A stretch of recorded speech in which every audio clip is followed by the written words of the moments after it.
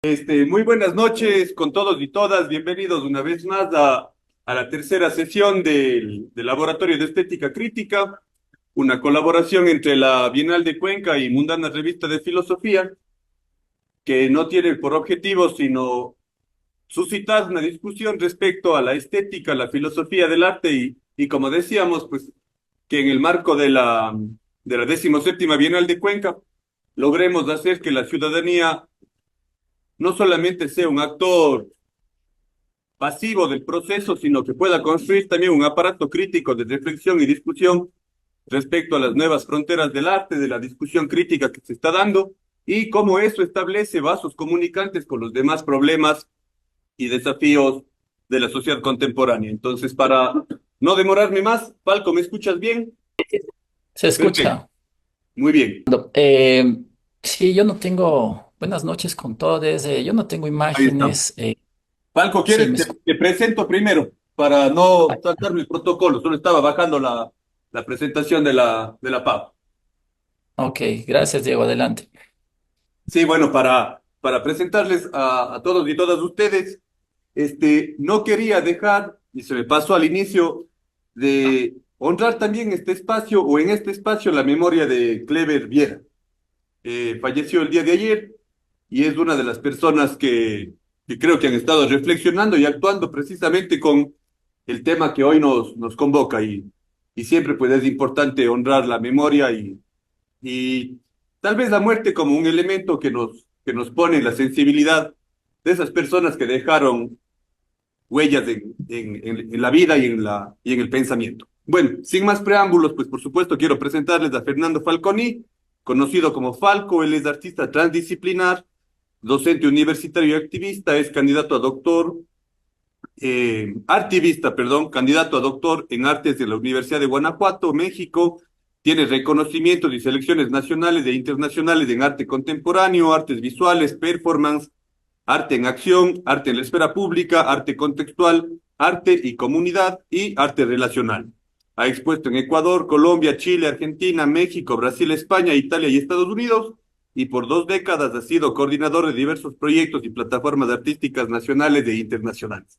Entonces, ahora sí, Falco presentado, pues bienvenido y muchas gracias por estar aquí en el Laboratorio de Estética Crítica. Ya, muchas gracias Diego, en primer lugar por tu invitación y a Mundana y también a Hernán y a la Bienal de Cuenca por este espacio y también qué gusto compartirlo con Paola, que nos conocemos un buen tiempo y qué gusto verle también con su, con sus reflexiones.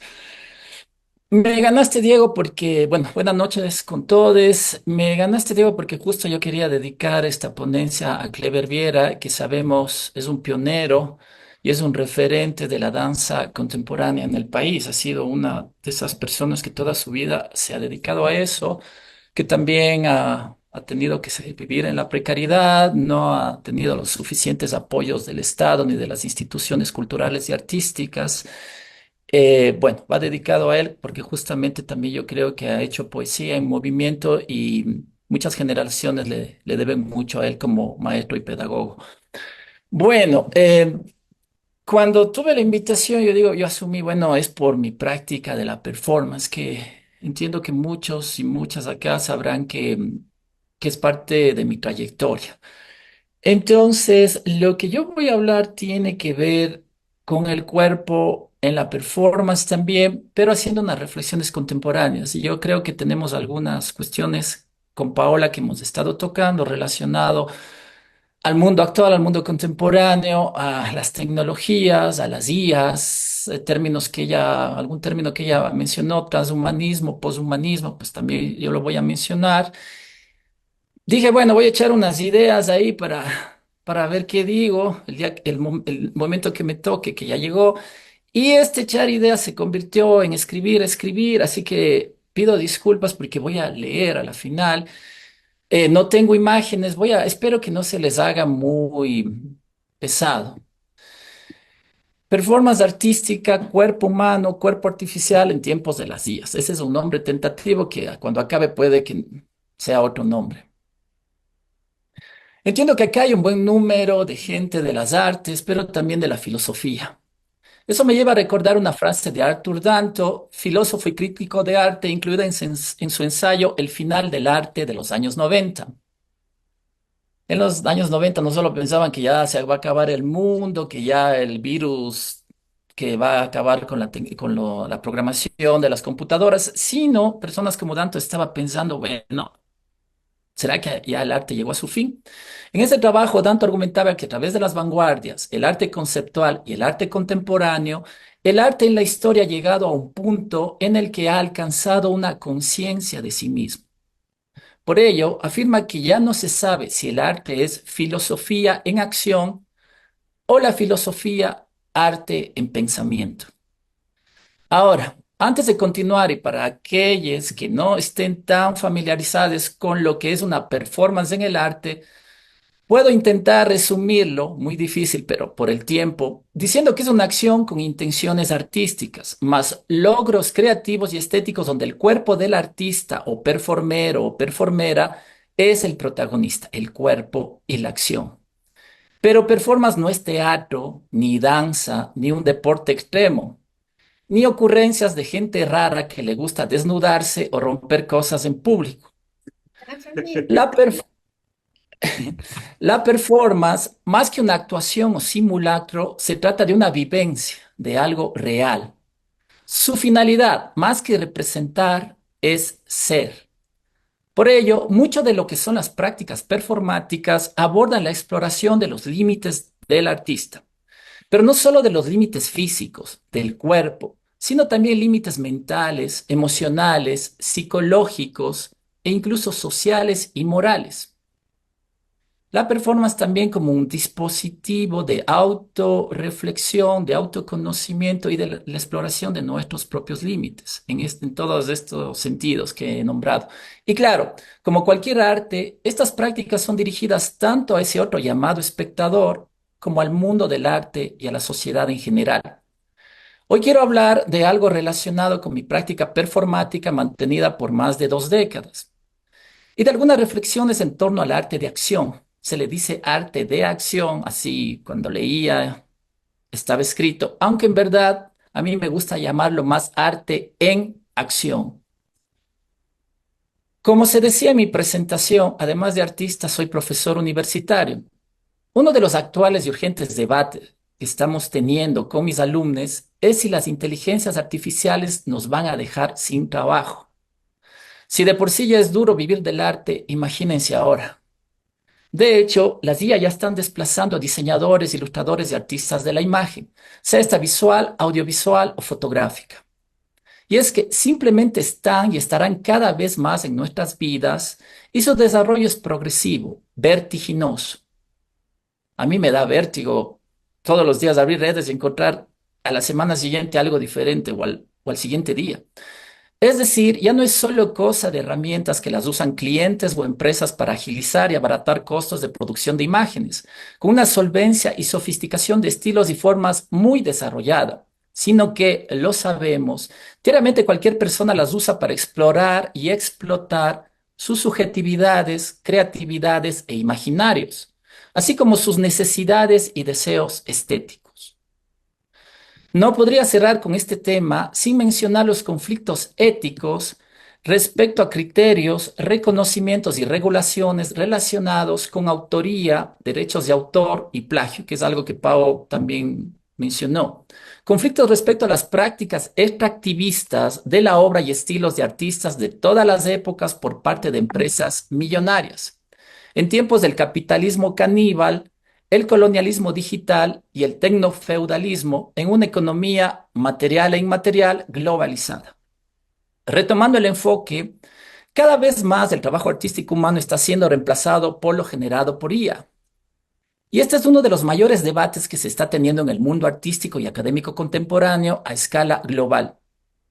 Sin tener ninguna escuela de artes visuales, musicales o literarias, ya puedes generar tus propias imágenes, videos, cómics, cuentos, poemas, letras de canciones, las voces que canten esas canciones, la música para esas canciones en diferentes géneros.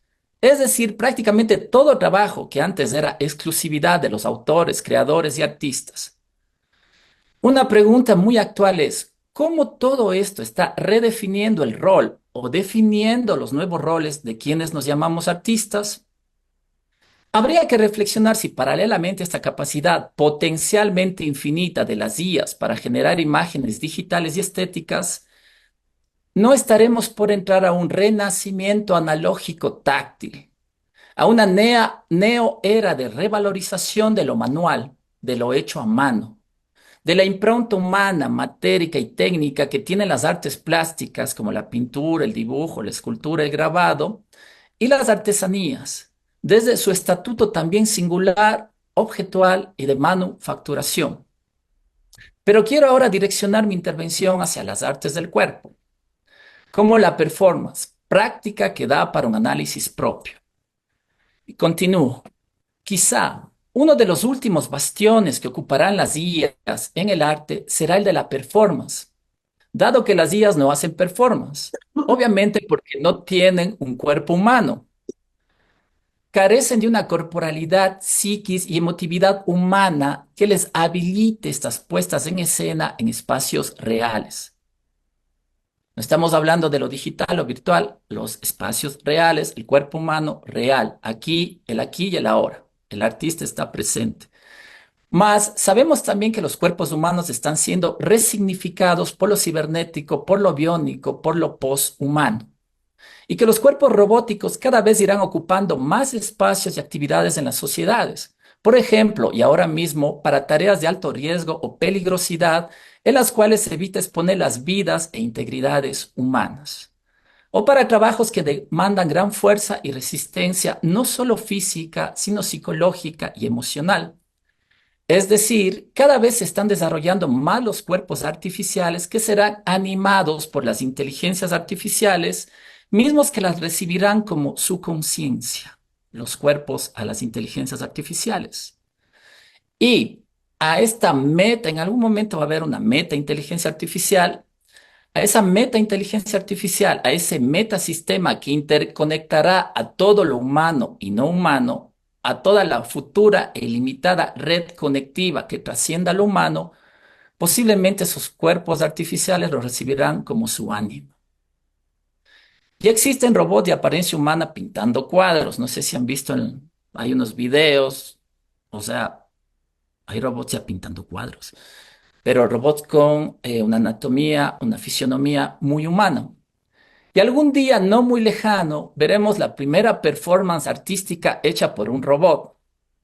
En términos de creación y reconocimiento autoral humano, se entendería que la acción realizada por ese robot será programada por una persona, por un artista, si la expectativa y el desafío es una performance artística ejecutada por esa máquina.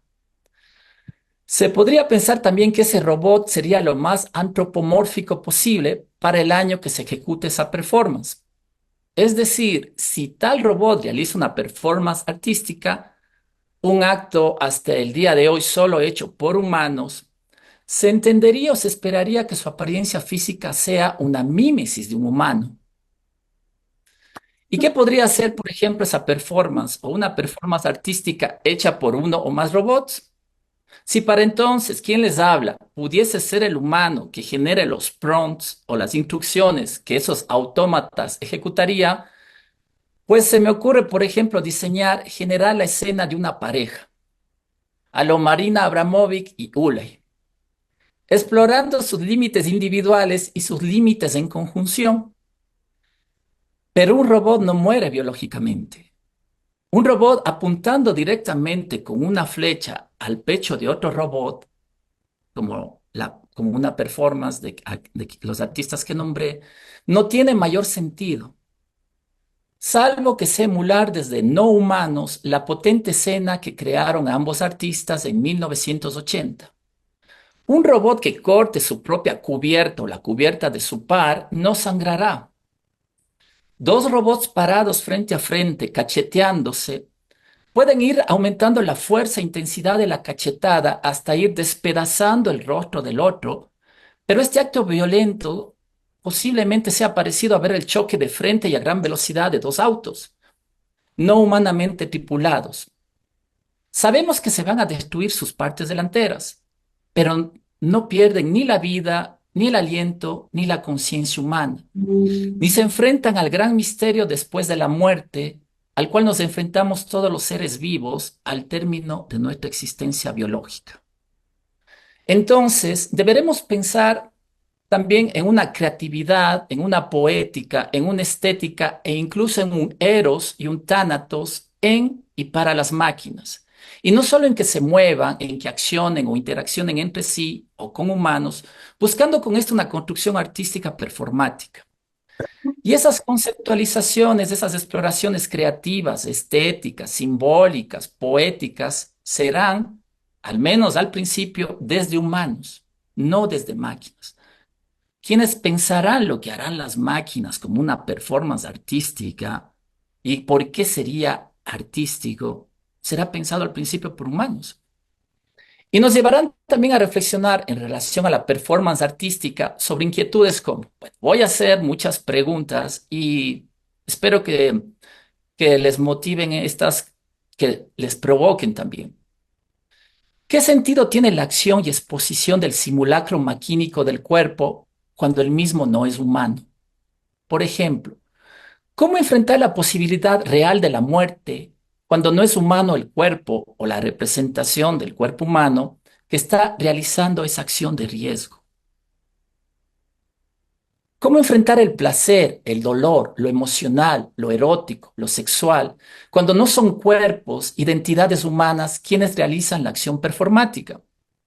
¿Qué sentido tiene ahora la desnudez, la sangre, las lágrimas, los fluidos, el cabello, la piel cortada o pinchada, los gritos, la resistencia física del cuerpo humano?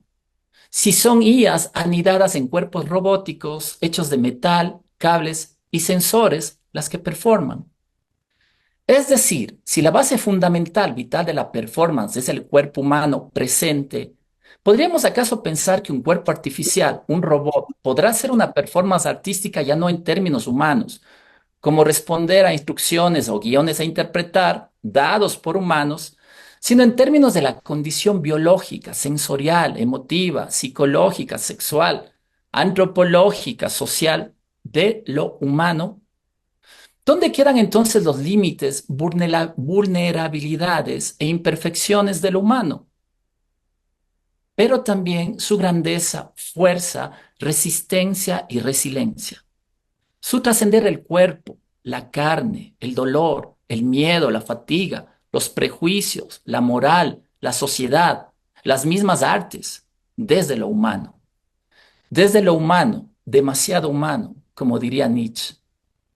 ¿Será entonces que, si hablamos de lo post y transhumano, con el advenimiento de las IAs animando cuerpos artificiales, cuerpos robóticos, podríamos hablar asimismo de un post o trans performance artístico? Uno que ya no necesita del cuerpo humano, uno ejecutado por robots. Lo llamemos como lo llamemos, eso va a pasar.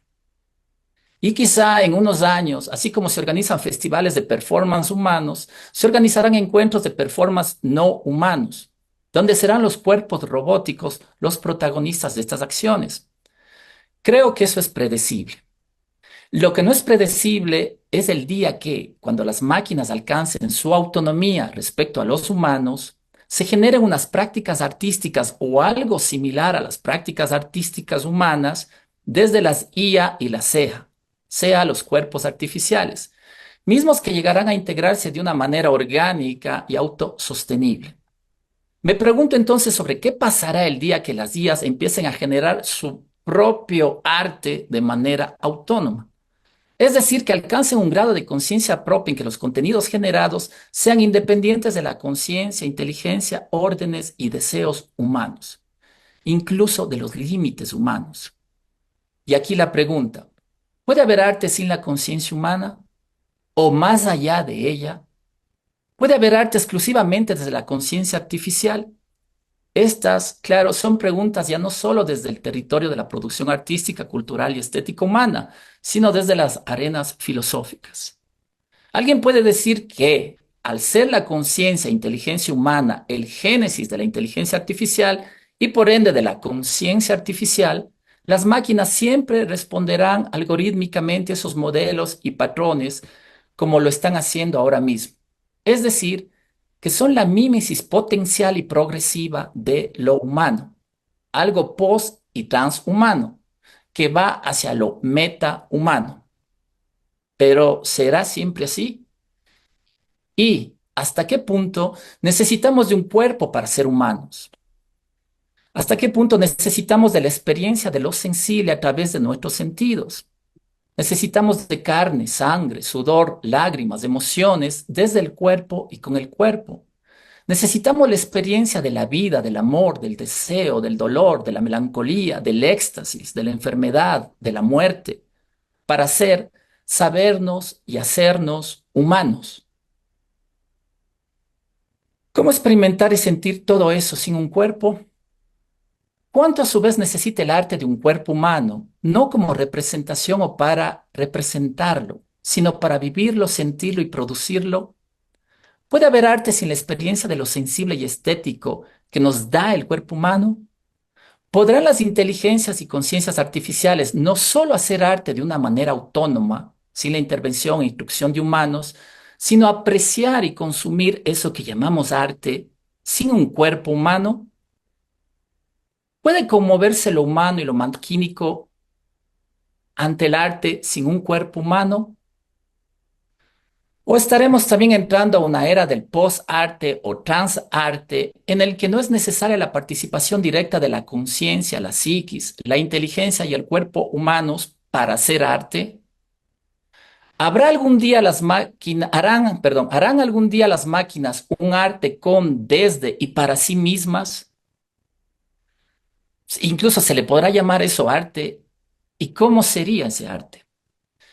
¿Es posible eso sin la presencia, la conciencia, la mediación y la percepción de una persona y de su cuerpo humano?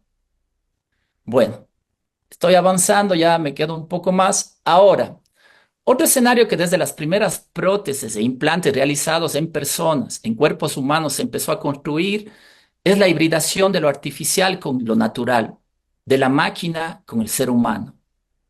Si digo cyborg, difícilmente en esta sala habrá alguien que no sepa de qué estoy hablando, que se trata de una criatura compuesta de elementos orgánicos y dispositivos cibernéticos, generalmente con la intención de mejorar las capacidades de la parte orgánica mediante el uso de la tecnología.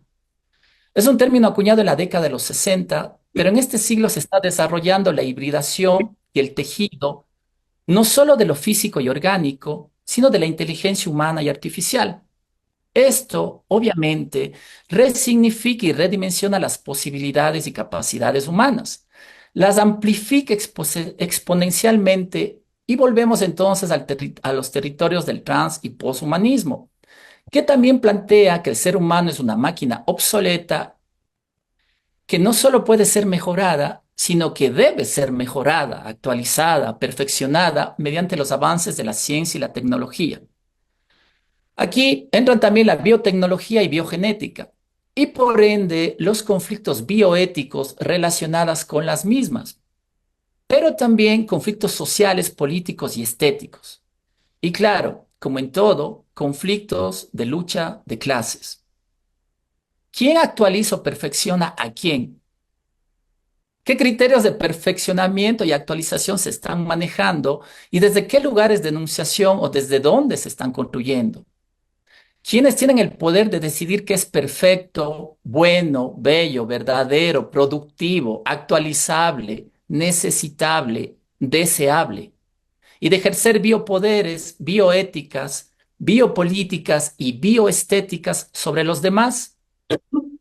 ¿Quiénes podrán tener acceso a los privilegios y beneficios de lo transhumano, de lo transgenético, de lo transcuerpo y transinteligencia humana, de los cyborgs? ¿Y a qué costos? Según Luciano Floridi, que es un pensador respecto a las éticas de las IAs, el verdadero desafío no viene dado por las innovaciones tecnológicas, sino por la gobernanza de lo digital y de los beneficios de la tecnología. Bueno, y con esto ya voy a ir cerrando. Ahora, más allá de las brechas sociales, culturales, políticas y económicas que inevitablemente implica la presencia de las IAs en nuestras vidas, de lo transhumano y de la colonización tecnológica, La humanidad ha arrancado un camino que de manera vertiginosa nos está definiendo como humanidad, que cuestiona y desafía nuestras conciencias, inteligencias, cuerpos y capacidades humanas. Y quizá una parte fundamental del futuro no sea el antagonismo entre cuerpo y mente, entre naturaleza y cultura, entre realidad y representación, entre lo humano y lo artificial, entre la carne y la máquina. Más allá de la ciencia ficción y la cultura del entretenimiento que ha especulado, sobre todo de manera distópica, con escenarios de guerra entre inteligencias humanas y artificiales, entre ejércitos humanos y ejércitos que, de robots que luchan a muerte por controlar el mundo, justamente, y pensando más del lado de la utopía que de la distopía, los acuerdos posibles, las zonas libres de guerra, serían, por ejemplo, la hibridación, la fusión, incluso no solo física, sino metafísica y ontológica entre bandos. La complementariedad entre los senderos bifurcados de Borges, sí, pero para reencontrarse consigo mismos, abrazarse y seguirse tejiendo en nuevos jardines evolutivos. Repito, esta es una mirada utópica. Y quizás el cyborg, el cuerpo híbrido e hibridado, sea síntoma y metáfora de las hibridaciones, actualizaciones y evoluciones venideras, en términos ya no solo físicos, sino de inteligencias y conciencias, en términos de trascendencia como especie en permanente cambio, desde los metacuerpos, las metainteligencias y las metaconciencias. Bueno, como para terminar un lunes con hartas preocupaciones. Este, bueno, primero, Pao, Falco, muchísimas gracias por sus exposiciones. Creo que además de la profundidad han abordado temas que trazan estas intersecciones entre lo artístico y lo filosófico y que es el objetivo de este laboratorio. Pues no me gusta hacer resúmenes porque ya el resumen ya presentaron todo y ustedes escucharon, así que tal vez quedarme con este conflicto de temperaturas, ¿no? Mientras peleamos por enfriar máquinas, también nos preocupamos por calentar los cuerpos y tal vez eso es lo importante del arte. Decían hace tiempos que la humanidad que creyó que la inteligencia era su cualidad más suprema, incluso la divina, es la primera que se ha puesto en conflicto con las inteligencias de carbono.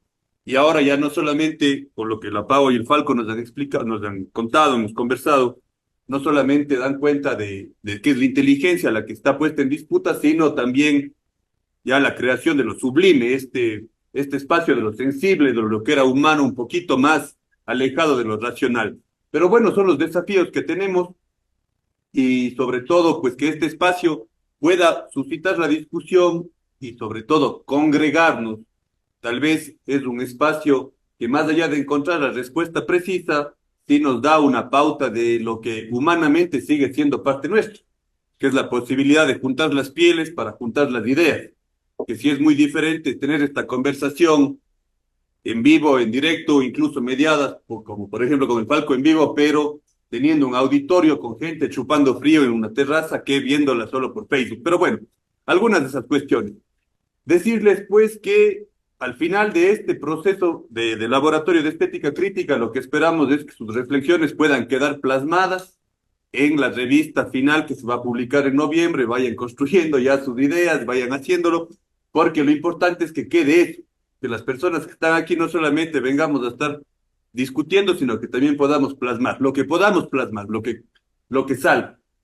Tal vez es una forma de disputar también la memoria de lo que vamos haciendo. Así que, sin nada más y ya en honor al tiempo y a todos ustedes agradeciéndoles por supuesto por participar, a Paola, a Falco por estas exposiciones y decirles que el próximo 26 de mayo tenemos la cuarta sesión.